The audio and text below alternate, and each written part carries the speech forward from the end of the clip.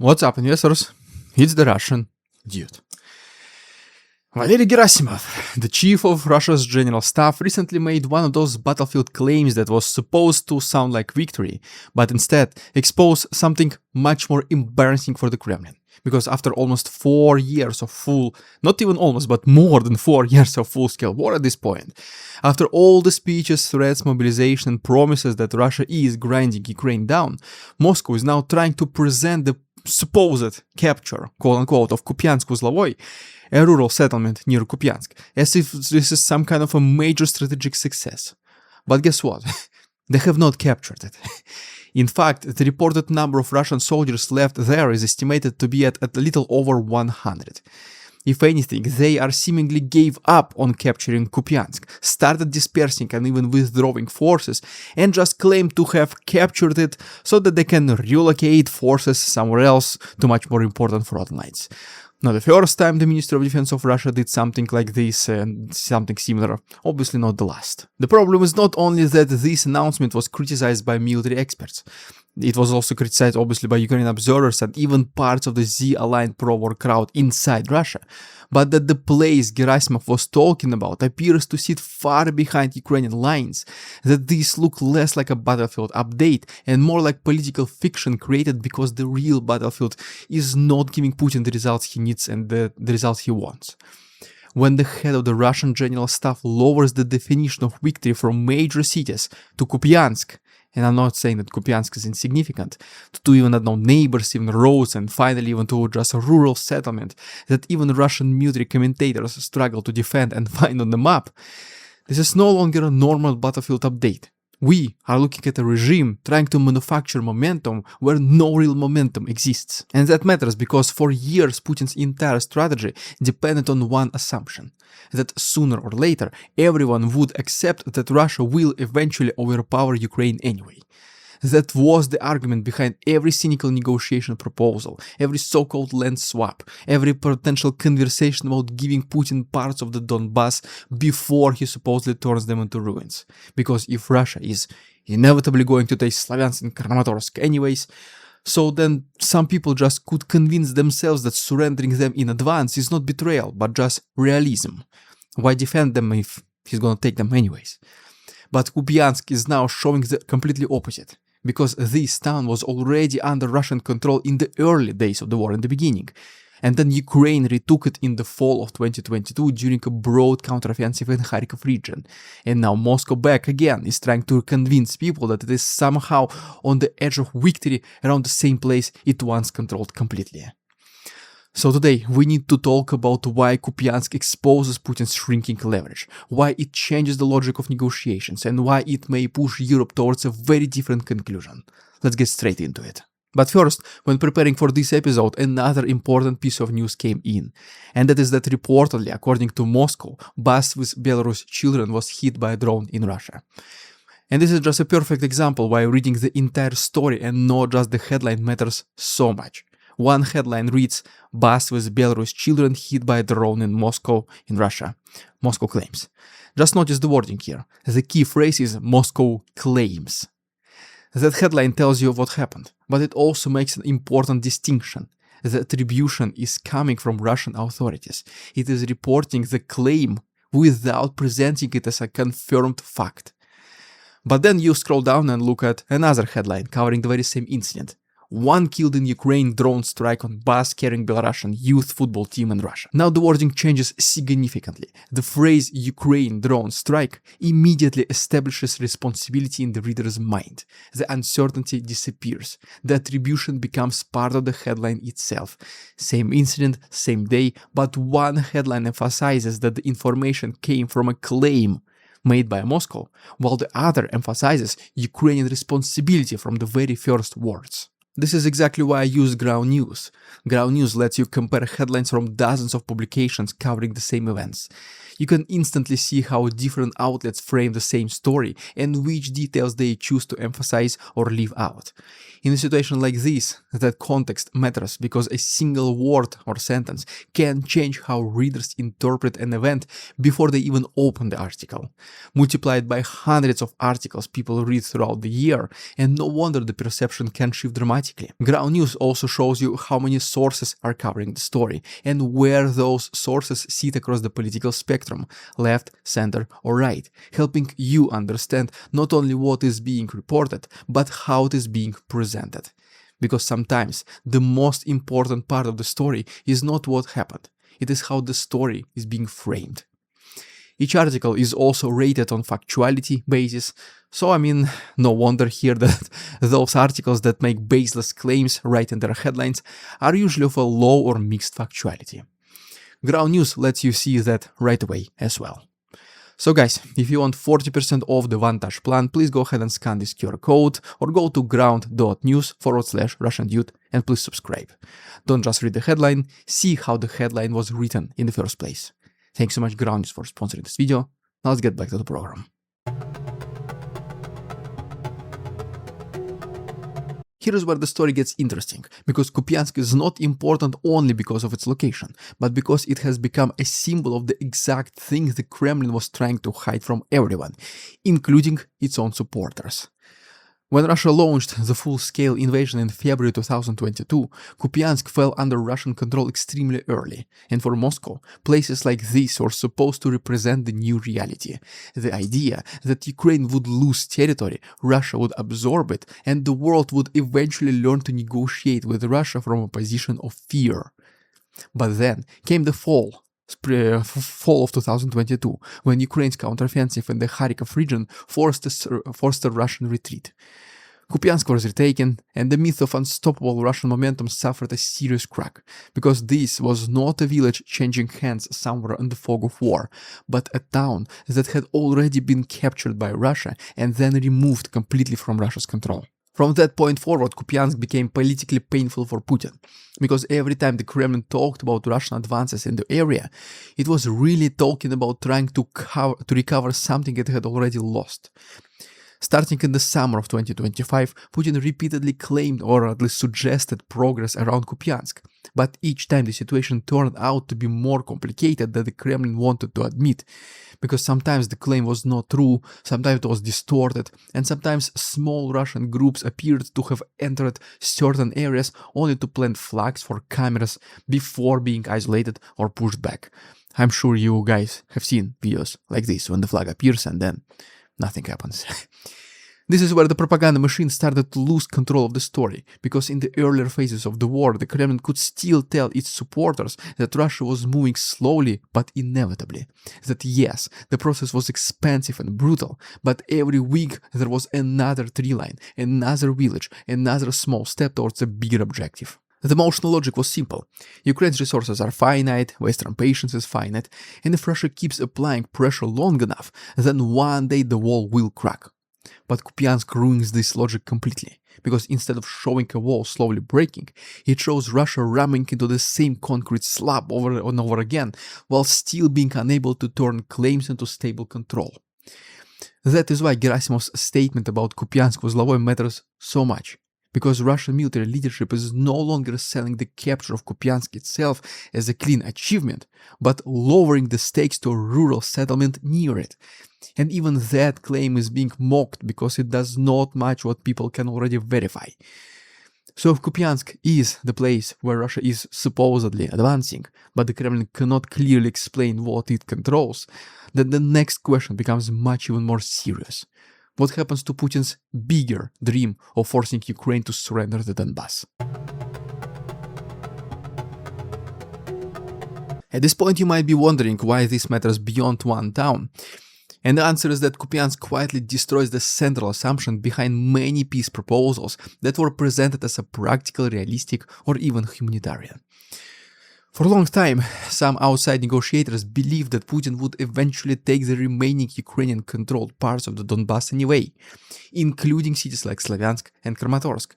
And if that was truly, as they say, inevitable, then they thought the only question was just how much damage would happen before that reality arrived. This is the logic behind the so-called land swap idea, where Ukraine would give up territory Russia supposedly had the power to take anyway, and in exchange, Putin would just stop the war, as long as you believe him, and maybe at least the frontline would freeze, and everyone would just pretend that this was an ugly but necessary compromise. From the outside, this may have sounded cold but strategic, because the argument was not necessarily that Putin deserved the territory, but that fighting for the inevitable only raises the human cost without changing the final result. But this entire argument depends on one thing being true. Russia must actually be capable of taking those territories by force. And Kupiansk suggests that this assumption is simply wrong, because if Russia cannot clearly take and hold a town with a pre-war population of around 20,000 people, a town it already controlled in 2022, and a town that has been center stage in repeated Kremlin claims since 2025, if not earlier, then why should even anyone assume that Russia can take Sloviansk and Kramatorsk in the foreseeable future? This is the part many people missed, because Putin's political leverage was never only about what he had already captured, but about what others feared he could still capture. He wanted Ukraine, the United States, and Europe to negotiate with the expectations that his victory was inevitable, because if the world believes he will get what he wants eventually, then bargaining with him starts to look like a way to just reduce losses. But if his military is stuck arguing over neighborhoods, roads, outskirts, and settlements that become propaganda trophies only because larger objectives are out of reach, then the entire negotiation framework changes completely. At that point, the negotiation is no longer about saving Ukraine from inevitable defeat. It becomes about giving Putin politically what he cannot currently take militarily. And that is a completely different moral and strategic question, because if Putin is not about to capture Sloviansk and Kramatorsk, then handing them to him does not end a tragedy that was already unavoidable. It creates a new tragedy by rewarding a failed strategy. This is why the Kupiansk saga is so damaging for Moscow, because it shows that Russia's war is not inching towards total victory, not even inching towards some kind of a limited victory, and not proving that Ukraine should be pressured into surrendering territories simply because Putin says he wants it. But once Putin loses the aura of inevitability, the next question becomes even more dangerous for the Kremlin. What bargaining chips does he even actually have left? Let's talk about now.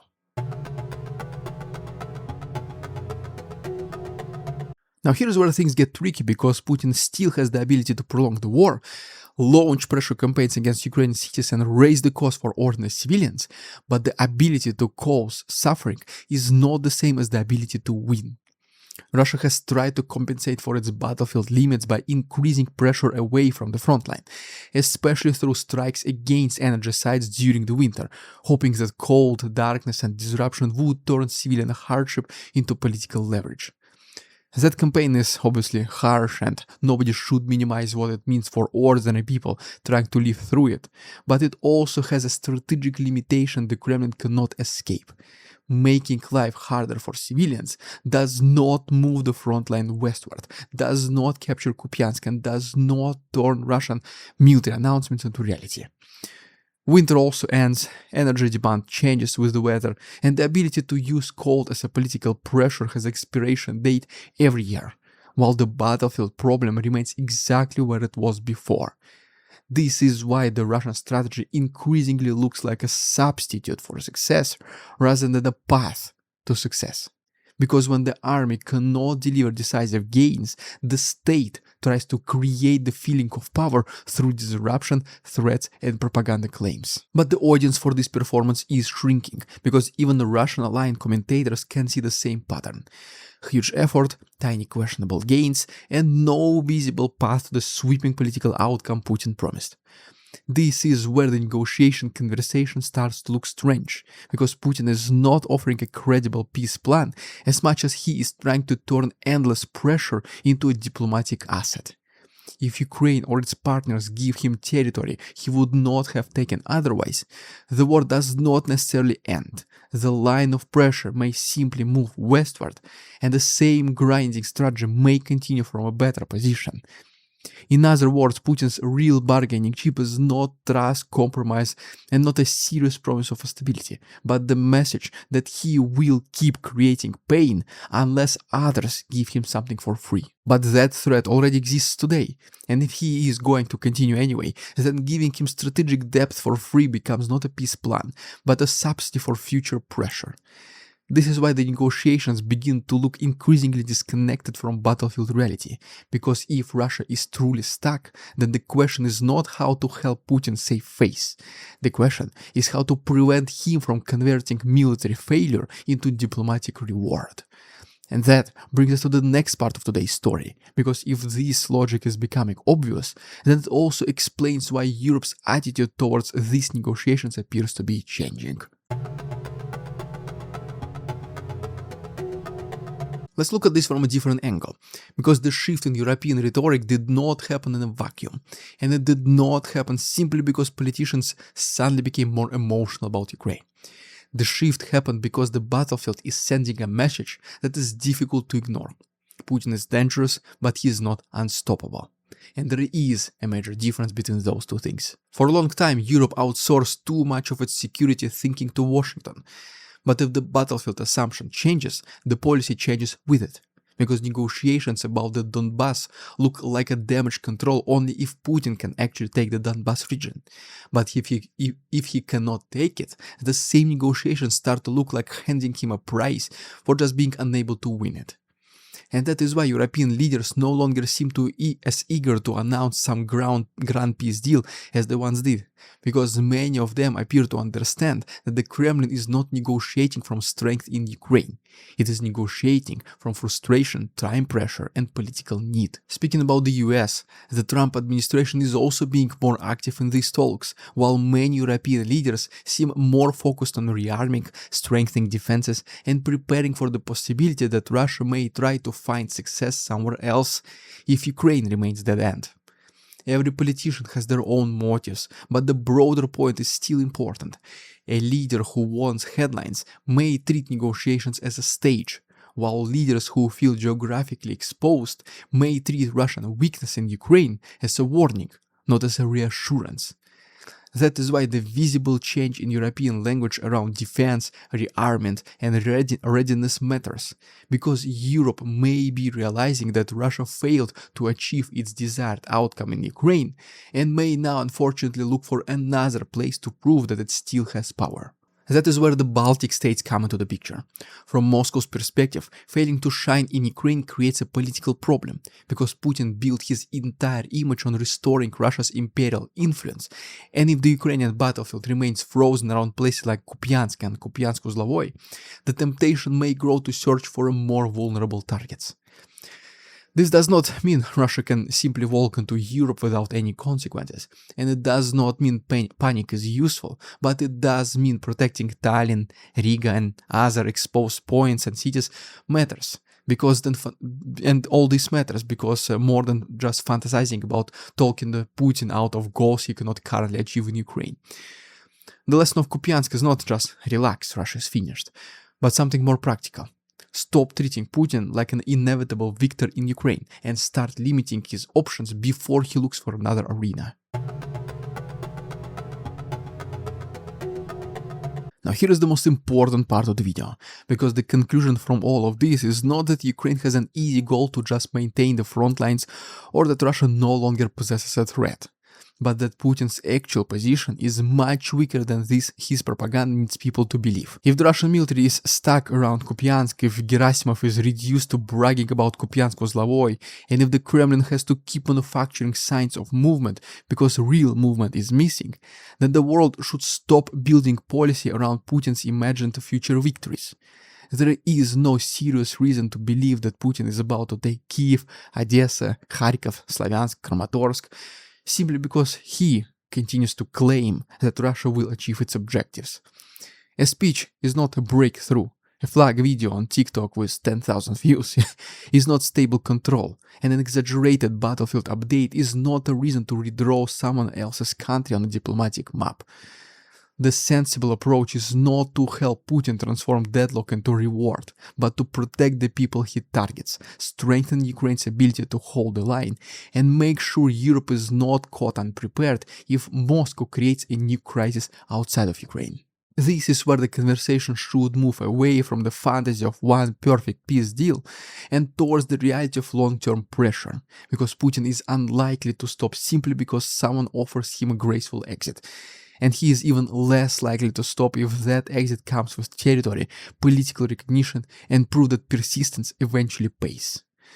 The only policy that makes sense against that kind of strategy is to make the strategy itself fail.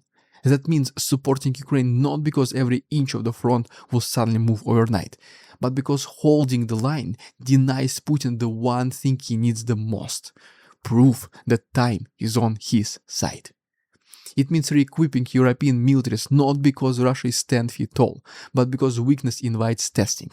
It means understanding that Putin's war in Ukraine may already be lost in the sense that his maximum political objectives are no longer realistic, but that a lost war can still continue for a long time if the person who started it is unwilling to admit failure. And it means recognizing that the real battlefield is also inside the expectations of governments, negotiators, and voters. Because if people understand that Putin is stuck, they will ask why anyone should give him what he cannot take. This is the huge difference Kupiansk has exposed. This town, with its pre-war population of around 20,000 people, has become more than a dot on a map, because it now represents the collapse of the narrative that Russia can always absorb the cost, outlast the opponent, and force the world to adjust to its demands. But if that narrative fails in Kupiansk, it becomes harder to sell in Donbas, harder to sell to Europe, and even harder to sell to Russians, who are promised something much larger than another confusing report about a rural settlement near a town Russia already once held. And this is exactly why the world should stop negotiating with Putin as if his success is inevitable, because the more clearly the battlefield shows his limits, the less sense it makes to reward him for failing to achieve his goals. Guys, if you want to keep following stories like these, where we look beyond the propaganda headlines and break down what is actually changing behind the scenes, please make sure to subscribe to our channel and like this video. Speaking about the headlines, please also do not forget to claim 40% off Ground News Vantage plan. The link is down below in the description and in the pinned comment. Thanks so much for watching. See you on Monday. We won't succumb to their tricks, the facade they try to sell. Their twisted words and feeble claims on us all they cannot quell. We see through their lies, their feeble attempts to sway.